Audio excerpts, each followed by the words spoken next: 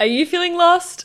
Well, you've come to the right place. Welcome to Lostish, where we, Rose Chachko and Emanuela Kathaptakis, share what it's really like navigating your 20s. we're two semi-lost girls figuring out careers, relationships, wellness, purpose, and everything in between. Each week, we dive into the highs, the lows, and lessons of chasing your dreams, finding happiness, and learning to embrace the uncertainty. We're not here to pretend like we've got it all together. We're simply just figuring it out with you. Hello, everyone. Welcome back to the Lostish Podcast. We have another amazing episode for y'all. Oh my God, I can't believe it. Guys, it's been a rough one today. It's been a rough one today. It's been a really interesting day. I've had some stuff come up at work. That just had her fuming. I fuming. was crying in the car to Alex Warren's new album. Yeah, I'm fuming because people are just ridiculously so unfair. But that is for me to deal with. Welcome to life. Welcome to life.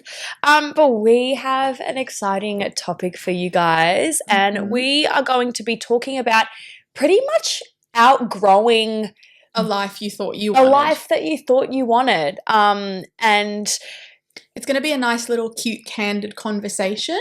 And something that I think happens to a lot of people. Everyone at some point goes, oh my God, I don't think I want this anymore, or I don't think I want to do this. Or even just like not even intentionally knowing that, but just being like, oh my gosh, like my life now is so different to what I thought it would be 10 years ago. And our goals and our dreams, they become so intertwined with our identity. Like a lot of the time, you know, people are like, I want to become this, or I want to do this, or I want to be an actor, or I want to be a model, or whatever, I am this. Yeah, it classifies a lot of people. And sometimes people feel a certain pressure to have achieved that thing by a certain time, but then they grow and they realize maybe it's not what I want to do. Maybe there is something else, and maybe I haven't discovered that, but that's okay. Like it's something that a lot of people face, and something that I myself have gone through. So have I. And Emmanuel, I think everybody questions their kind of, or has an identity crisis, or a career crisis, or a people crisis. Just like you outgrow people, you outgrow careers and experiences. And life. And life, absolutely. Where do we start? Maybe let's touch on like, where did you think you were going to be 5 to 10 years ago? Because I know personally my life has changed drastically, and I think that that's a topic that I like, a conversation I have with so many people all the time. But like, for example, me 5 years ago, like I wouldn't say my basic morals and like dreams have changed too much, but it's happened in so much of a different way than I expected. Like I genuinely thought I was going to be, you know, traveling full time and doing nutrition and dietetics. Guys, that was my biggest dream for such a long time. And then the dream pretty much came to fruition and I turned it down. So like where that came from, I don't know. My friend group and friends in general are in a completely different position than what they were even 5 years ago. I was going to say 10, but even 5 years ago. And yeah, even my beliefs and morals have changed. It's just crazy how much your life changes. So like, give me a couple things. So like I spoke about traveling, nutrition, modeling, all of that. Well, to be honest, like for me, it's very similar. My dream, like obviously like my goal and my dream is to be an actor and to be a successful actor. And it's something that I knew that I wanted to be from a very young age. Ever since I stepped on a stage, I've always wanted to do it, and will do it until I die. But like you said, for me, it's more so how I came to that realization and how I achieved what I've achieved in my life, which I had no idea this is the way that it was going to happen. People, my whole friendship circle, when I was back in high school, I thought I was going to have that same group. Like it was very much so like in that sort of bubble, and it couldn't be beyond different. I don't talk to a single person from high school. I have a totally different group of friends, family. Like it has all changed so much for me, even like relationship wise. Like I'm a lot more open and I'm a lot more comfortable in my skin than I was a long time ago. And I honestly thought I was like never going to be in a relationship because it kind of never happened for me. But then it happened and I was like, oh my gosh. Crazy. It's crazy. And it's something so simple, but something that I think a lot of people can relate to, where it's like it changes your whole kind of, I don't know, experience in life. And I am living my dream, you know, but it's inconsistent, and the way that I got there and the people that I have in my life are so different to what I could have ever imagined. You know, that's so funny you say that, because I'll bring up a little thing that I actually do every single year. I don't know if I've told you this or not, but in 2016, I started this, like, I have like this diary journal thing, and every single year, I don't even plan when I do it. I wake up one day and I'm like, today's the day. And I literally open this book. It's been the same book for the past 10 years. Wow. And I literally write in it everything that has happened in my life in that past year. Yeah. And the last time I did it, because usually I'll just wake up and I'll be like, oh, well, today's the day. And I'll start writing and writing and writing and writing. That's actually such a good thing to do, guys. Writing down at the end of kind of that year of all the major events that have happened. And you know what? I think this is something, I'll finish up with this, but I think this is something I've done constantly. I love tracking these like core memories. Like, I don't know I tell everyone to do this, but I did this thing. I started, I think, when I was in like grade 3 or something. I was very young. I went and bought a book, like a really cheap book, and I made it my like classmates' book. And every single year, classmates and teachers, every single year that I finished school, I went and I got every single one of my classmates that year to write me a message in the book, almost as if like you're signing your like grade 12 shirt at the end of the school year. But I did it in a book, and my teachers did the same, and I carried it all the way through to year 12. And then at the same time, obviously I wasn't in 3rd grade in 2016, but around the same time I started the journal as well. And last year, I actually, when I finished writing that entry, I went back and I read all of my other ones. And I just remember thinking like, holy, the amount of things that have changed just in this past year alone. Like, I remember there was one entry, it might have been like 2023 or something, and I was like, okay, this year I got into university and started university. I got my driver's license. I went overseas for the first time on my own for 6 weeks. I'm in a relationship now with someone new. It was crazy. And I remember looking back and being like, if you had asked me if I thought all this stuff would happen when I had written it down, and I just remember having this one thought being like, I can't wait to read through the rest of the pages, like in the future, because this year looks so different to next year, which was so different to the year.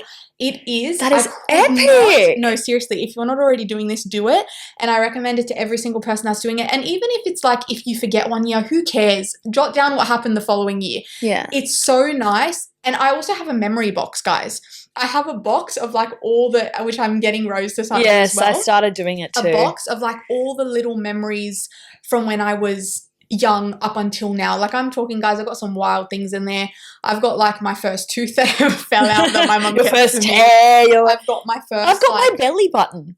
My mum kept my belly button from when I was like the umbilical cord, like when you cut like. And like, yeah, some of it is like, you know, stranger things to have, and then some of it is really cute. Like, you know, the first letter that my mum like wrote a book for me from the day I was born. Every day she wrote in a diary for me until I turned 1, and I've kept that in my memory box. It's beautiful. It's just so nice to see how you grow over time. And I know we're talking about outgrowing your life, but sometimes it's nice to see where you are now to where you were.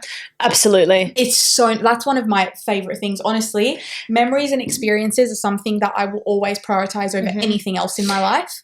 I think going off that, it's interesting because society romanticizes like sticking to that one dream and the group of people that you've been friends with your whole life and the career that you've always wanted to do. Like, society romanticizes that, you know, you hear it all the time. Sticking with a plan A. Sticking with plan A, sticking with what's comfortable, the fear of disappointing others, being like, oh, but you know, everyone in my family is a doctor, I have to become a doctor too.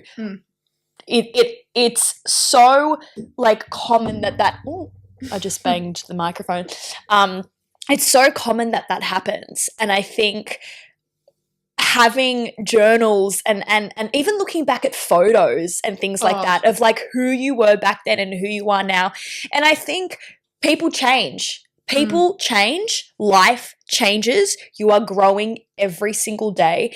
And if your dream was to become an actor like mine is, and you wanted to become an actor for literally since you were 3 years old, right? And you are now 23. And if that changes for you and you think to yourself like, maybe I don't want to do this anymore. Maybe it doesn't bring me as much joy as it used to. So interesting, because I've spoken about this before. I graduated from NIDA, which is a drama school, and it's very hard to get into, and a lot of people try years and years on end. And my class, I had some incredibly very, very talented people in my class. And I did that for a year. I have a diploma in stage and screen acting. And half of the people in my class who have spent probably years trying to get into, NIDA, into that course, don't act anymore. And they've found other passions in life. One of my best friends, and he will know who it is now a musical writer. And never in a million years did he think, and he said this to me the other day, he was like, Rose, I'm having an identity crisis. All my life I've wanted to become an actor. It's been my dream. I went to NIDA, I did training, but writing really fulfills me. And directing really fulfills me. And he's now written and directed an award-winning musical that has become so successful. I think it has like 20K on Instagram, like their musical page. Wow. And it is crazy because this person was literally like, Rose, I'm having an identity crisis. Like, I wanted to become an actor all my life. Why? Like, do I even enjoy this? And I said, look, you are so successful in what you do, and you can always go back to acting if you wanted to. You're still in the creative field. One-step road. There's no single step road. Yeah. But it's weird because obviously we're in two different positions. Is I've wanted to act all my life, same as this person, and I'm still kind of trying to fulfill that dream. But this person has chosen a different path, but also realized that this is something that really fulfills them. Yeah. And it's different. You know what? I think that clings nicely to the next point I was going to make. But a lot of people actually, which I'll speak about my personal experience in this as well, but a lot of people actually face guilt with stuff like that as well, and feeling like they're not allowed to switch the road that they wanted to go on initially because of various factors. Because it's not only like they're disappointing themselves, but it's like disappointing others too. And I had that. I've experienced that exact feeling multiple times in my life. Me, not choosing to do study nutrition was probably the first major one, because I was like, but why don't I want to do this? Like, I've literally I guarantee you every single person in my high school right now, because that's how much I used to talk about it, if they found out what I was studying, would be like, what? Yeah. The nutrition girl is doing media and comms. Like, there's no way.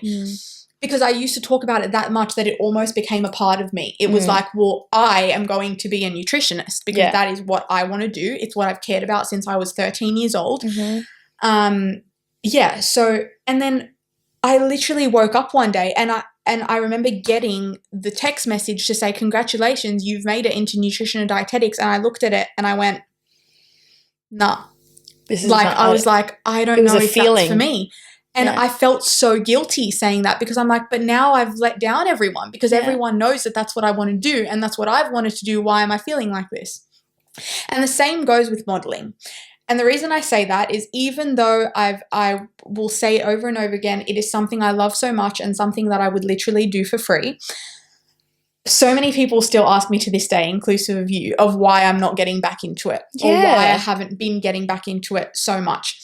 I think I've reached the point where before I was doing it, not in a bad way, but I don't know if that fulfills me as much as other things do anymore. Yeah. And as much as I loved it, and I would take any other opportunity now, and I'm sure I would love it just as much in the act, but at the moment, I genuinely am not pursuing, not because I don't think I can, but because I just don't think it fulfills me as much. On that, let's talk about external validation versus internal fulfillment. Okay. Because you literally just said, look, I don't know if that fulfills me anymore. Yeah, and that's me being completely honest. I know some people might think, oh, you know, she tried so many times and blah, blah, and I genuinely did, and I've been successful to a degree, and I genuinely think that I could have done it. And so many people are now, you know, at me. Why aren't you still modeling? Why aren't you changing your agent? Why aren't you doing this? Why aren't you fulfilling more? That's me. No, but not just Rose. It's literally everyone, inclusive of you, but everyone. And all the time my answer pretty much remains the same to them. It's like, oh, you know, I'm busy, I'm this, I'm that. But deep down, I'm like, I'm trying to figure out if that's what I actually love and want to do and prioritize so much of my time in.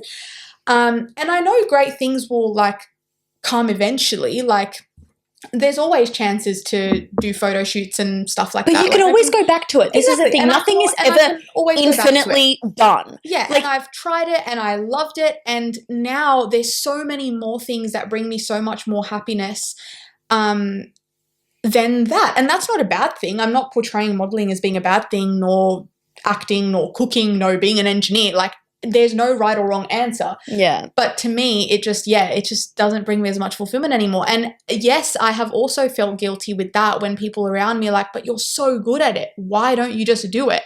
And I'm like, guys. But that's exactly what it is. Personal thing. Is it external validation that, you know, if you do something or if you stick by doing something or being in the wrong relationship or in the right relationship or whatever, is it external validation that is making you stay in this certain thing that's not fulfilling for you? Ask yourself that question. Yeah. Is this fulfilling me? Is this serving me? Am I happy doing this? And if it's other people's praise towards you that is making you happy, then that's not happiness. That's external validation, and it's fueling that insecurity of yours. It's fully external validation. And you know what? I think I'm pretty lucky because I learned pretty early on that it's my life. I'm in control of my life. No one else can tell me what to do with my life. I'm a very open-minded person, though. I'd like to think I've never been rude to anybody intentionally, or like I will listen to everyone's opinion. I love everyone. But honestly, I learned pretty early on that no one's going to tell me what to do with my life. So I never took I never felt the need for an external validation, but it was more an internal battle for me because it was like I felt like I was letting myself down more than anything because I'm like, I wanted this for so long. Yeah. But people feel the pressure. People feel pressure to live up to that. It's almost like you're being held accountable. You're being held accountable, and like also sometimes when it's like a childhood dream or a childhood attachment to something like that, as a kid you look at it and you're like, this is what I want, like this is everything, and I want to grow up and be this and be with that person and la la la. It's really hard to let that go, and I want to talk about that. Is like, how do you go from, because for me, right, I would feel like I would be having an identity crisis if I got to the point and I was like, I don't think I want to be an actor anymore. Like, what would you would be in shock, because that's been a dream of mine probably since I was in the womb. Yeah, it's honestly, it's like letting down the 4-year-old self that is looking up that's to what you it right feels now. like. You're letting down that, you feel like you're letting down that inner child when really you're just growing and you're just changing. And that's okay. Even if I did decide that maybe acting wasn't for me in the future, then that is what it is. And I can always go back to it if I wanted. Sometimes what happens is you decide, oh, something isn't for me. You try other things, and it doesn't fulfill you. And then you go back to what you knew at that time fulfilled you, and things change. Like, nothing is ever set in stone. No. And that's kind of what we're trying to get at, is just allow yourself to unfold the way that you're unfolding. Allow yourself to try other things. And we're not just talking career-wise. And not feel guilty about it. Absolutely. The guilt is that as well. And it's also external influences. Yeah. Because it's like when you have people like family and friends, because I remember like the person that I spoke about I'm not going to say his name, but about the whole musical, them becoming a writer after drama school and things like that. That person, including me, I was like, no, but you have to continue acting. You're an actor. Yeah. You are so talented and you are so amazing, and you're prodding and you're prodding and you're prodding because you may believe in somebody, but it doesn't fulfill that person anymore. And that will just put pressure on that person to be like, oh, okay, like I'll do it, okay, when they actually don't want to do it. Yeah. I actually find it really exciting knowing that like the person I am today might not be like the exact same person as I will be in 5 to 10 years. Or even tomorrow. Or even tomorrow. You might literally, like, you might wake up and have an epiphany about your life. That's and be like, quite a few times. Oh my gosh, what am I doing? I don't want to do this. Why am I doing it? Working in retail, that's for me. And I'm like, I need to stop. And immediately, and I'm like, why am I still working in retail? Yeah. Anyway, that's a whole other can of worms. That's our whole other third world story. Yes, but it doesn't matter. It could be 5 seconds from now. It could be 5 minutes from now. It could be 5 years from now. It doesn't matter when that time happens because it happens for everybody. No one, for me, in my industry, no one acts until they're 95 years old. Unfortunately, as much as you love it, everybody stops and retires at some point. Everybody changes their minds about things. You change your mind about people. You change your mind about careers. You change your mind about hobbies and things that you like. You know, 1 minute I want this, the next minute I want that. Like you're a human being.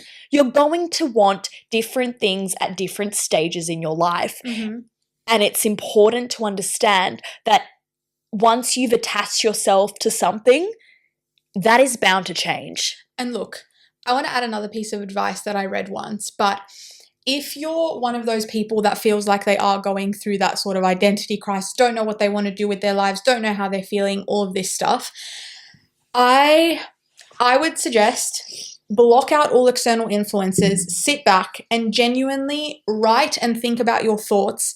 And I was told, and I've done this with a lot of things that I'm struggling like to figure out in my life, I always just keep asking myself why.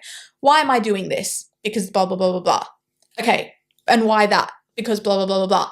And continue with the whys, the whys, the whys, and then you'll eventually get to the deep-rooted issue of why it does or does not fulfill you, or you are or are not the way that you are, or your interests or your beliefs or whatever it may be. I just think that's a really good idea. No, I agree.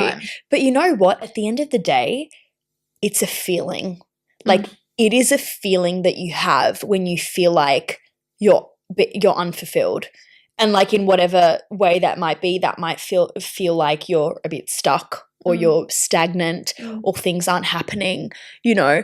A million times have I been like, oh my God, like acting like it's so hard, or, you know, I'm not getting auditions, or I'm not getting this role and I was so close here and I didn't get it. Rejection.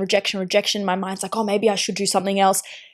But then I go to the core and I'm like, but when I do it, it fulfills me so much. And that one yes is so worth the a million no's that I get as an actor. See, but you have managed to come down to that deep-rooted feeling. It's a deep-rooted. Yes, it's a feeling. I do love this. Yes, I am doing it for myself and not for other people. Yeah. For the people that don't know what they're doing, it's more about getting down to that core of why you're doing what you're doing and not having to feel guilty about it. What about for somebody that literally doesn't know their passion, doesn't know their hobbies, doesn't know if they're in the right place at the right time? How do you distinguish like fulfillment and external validation? Look, how do you find that? There's always going to be something that makes someone feel good. Always. It doesn't matter if it's as simple as helping people, as being able to move your body, as staying in bed all day, as getting up and, you know, chasing your dream. Whatever it may be, there's always something that will make you feel, unless you're, I don't know, unless you're with zero emotion.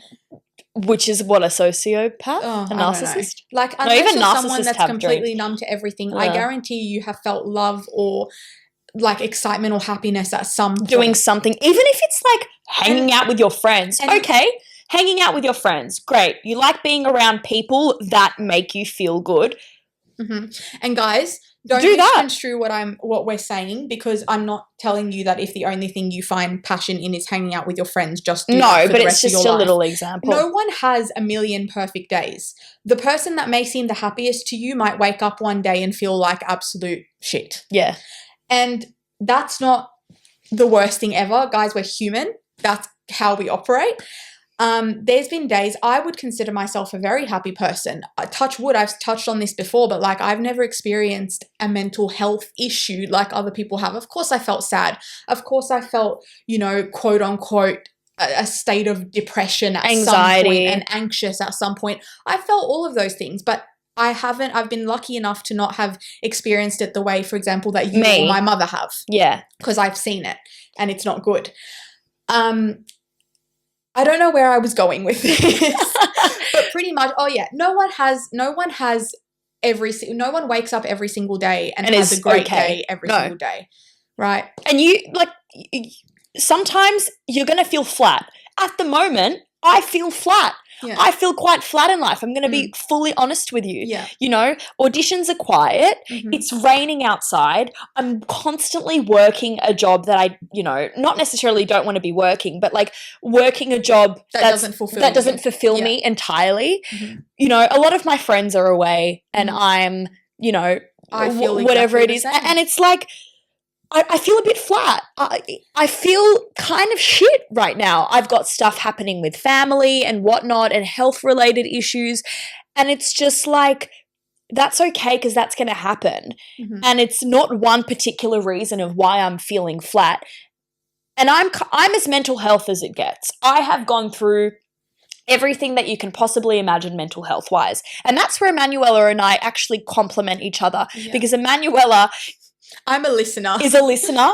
Yeah. She has a little bit more stability in her and she comes from a more of a rational point of view. Yeah. And I've got my anxious, overthinking, catastrophic mind where I'm, quite emotional and things like that, which I actually think is a really beautiful thing. It's a great dynamic. I use, what I've gone through with my mental health. I wouldn't wish it upon anyone, but how much have I grown from that? Oh, and I've become a person that I wasn't 5 years ago or 2 years ago or 2 months ago. Yeah. I am changing all the time because my past experiences form the way that I am. Mm-hmm. And it's a really, really beautiful thing for everyone. Even you who hasn't, necessarily like been hospitalized for her mental health before. No, guys, I'm a very pretty boring person if I'm being quite frank. Like my life is pretty mundane on a day-to-day.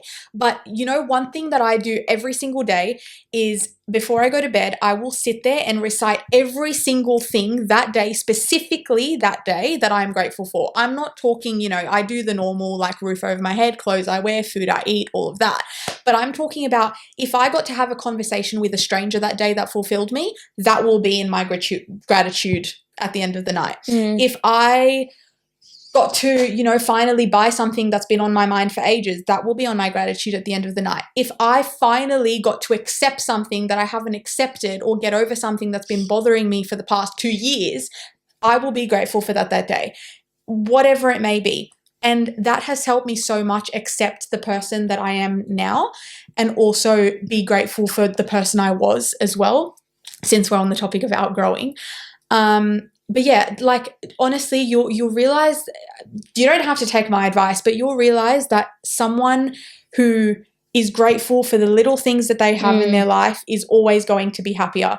I never, for example, had a massive party phase. I never, went out, and I've never really met, anyone crazy that's had some massive impact on my life, or, like whatever it may be. My point is my life is pretty mundane. Mm-hmm. And even in that, I've still managed to find freedom, find love, find happiness, find gratitude, find all of that stuff genuinely, that like now nothing really bothers me. And even like things that I used to, in terms of growing, things that I used to take so much more seriously before. If I had a confrontation with someone before, someone disagreed with me before, someone, said that they didn't want to be my friend with me before, best believe I would be the girl that would, take it to heart. Be sensitive. I'm so sensitive. Now, I'm not saying I'm fully there yet, because I still get agitated at things, but now I'm a lot more open-minded Level-headed. and a lot more level-headed and a lot more accepting, and I'm just like, yeah, that's them and I'm me. Whatever. Yeah. Like, I genuinely am like See, that. that's great. Like, that's great. I'm a little different. Is like, I'm quite sensitive. I've grown so much, oh my gosh, with my sensitivity now, honestly, by being in this acting industry and facing the relationships that I faced in the past. I feel like I'm invincible, but I'm obviously not. I'm a human. But see, I'm quite sensitive. I feel emotions so deeply. I take certain things to heart. Yeah. And things bother me, but not as much as they used to, because obviously I've grown and I understand that, you know, a lot of things are people's insecurities or projection on others. Mm-hmm. And I think we're kind of a yin and yang when it comes to that sort of thing. Mm-hmm. And to relate that to outgrowing is like, sometimes there are things that you don't outgrow. I think I will always have sensitivity. I think I will always feel emotions very deeply. I think that won't change because it's inherent to who I am. And I have the beautiful capacity to feel those emotions. That's why I'm an actor, because I want to portray emotions. Yeah. And I want to connect with people, and I want to show people that it's okay to feel.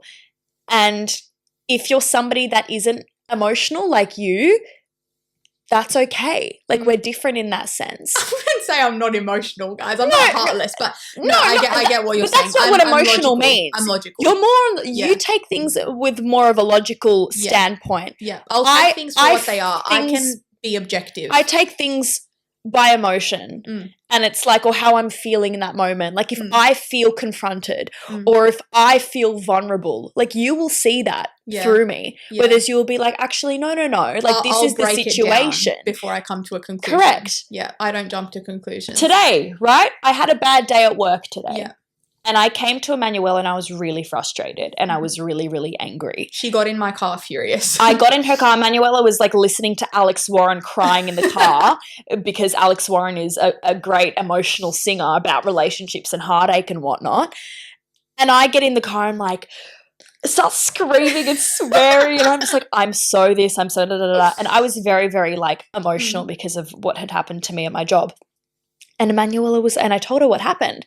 And you pretty much like laid it out for me. And you're like, dude, in the span of things, it's not a big deal. This is a casual job that you work at. These people are not your et cetera, et cetera, et cetera. Yeah, anyways. And I was like, wow. My immediate reaction was like, bro, it's like why are you taking this so to heart? And I'm like, no, but this person affected me, and this person said this, and this, and the first thing I did say is I understand it, because when someone disappoints you, a lot of people take things as personal attacks, and I think that's one thing that I've learned to do as I've outgrown my old life. Is I've learned to take things for what they are, not for what I thought they would be, or expectations. Letting go of expectations is one of the biggest things that has helped me grow as a person and just be quote unquote happy all the time as much as I can. But with stuff like that, I'm like, and I do this with anyone, just I see Rose too often. But like when she got into my car raging, I was like, all right, what happened? Talk to me, blah, blah, blah. All right, with the information you've given me, this and this and this and this is the fact. It's not that serious. It's a fact, not a feeling. Literally. It's like, what is known to be true here? Yeah. Do these people hate you? No. Are these people working casually? Having a bad day? No. Are they working casually? Yes. Are they doing this? Exactly. Are you doing that? Okay, so the general consensus is that it's not a big deal. Correct. And honestly, I've calmed down a little bit, but I was really infuriated with what happened before. We all got infuriated. Yeah. We've kind of anyway, we've overrambled. Moral of the story is there's no one size fits all, guys. No. And you don't need to feel guilty for outgrowing a life that you thought you wanted. That's the whole moral of this episode. But it's also the whole purpose of being a human. Yeah. Outgrowing things in your life, you're never going to stick with the same people, the same experiences, the exact same reality for your whole life. Things are going to change. And the reason I say that is, even as someone who I would say I haven't changed as an overall person, like my deep down, like who I would consider myself your to be core values, no. My core but you as a person changed, has absolutely changed. My last 10 years, I have seen drastic change every single year. And that is why I believe that every single person will outgrow a life that they thought they wanted or that lived, once upon a time. And it's okay to do that. It's not the end of the world. It sounded, just then when you said, I believe, it sounded like you were doing debating. I believe, or like public guys. speaking. I love a good debate. Yeah. That is one thing you need to know about me, is I love a good debate. And you know what? She's good at them. Thank you. We debate a lot. We do debate a lot. Those 1 a.m. conversations in bed debating about religion and it's everything. And it's fun. Anyway, I think we're going to wrap it up there because we've rambled a lot and I think you get what we're trying to say. Yeah. And please, honestly, like if you're feeling stuck or if you're feeling like you're outgrowing a person, a life, a career, a moment, reach out. Let's have a chat because I'm with you. Emmanuel is with you. And we've had that before. And it brightens our day. People reaching out. Dude, people, yes. Like, you've changed my perspective on this, or I just went, like, you got a beautiful message the other day of someone that was going through a massive friendship breakup and was like, I listened to your episode. This. I really needed to hear this. Like, thank you so much. I didn't even think that was a great episode. I didn't either, but that person got something out of it. Shout out to that person if you're listening to this episode. But it really, really makes our day. So please reach out. Even if like you listen to an episode, you may not have gotten something out of it, but even if you like it, like tell us, like be like, hey, it's great episode. Because it just kind of shows us that we're making an impact. And I think that's the whole point of us doing the Lostish podcast, is because we want to make an impact. Yeah. And we'll wrap it up there so we don't ramble anymore. Wrap it up there, kiddies. Listen again. Yes. Well, we hope you liked this episode and stay tuned for the next episode of the Lostish Podcast. Oh, we need to stop doing these, Dan. Oh my God.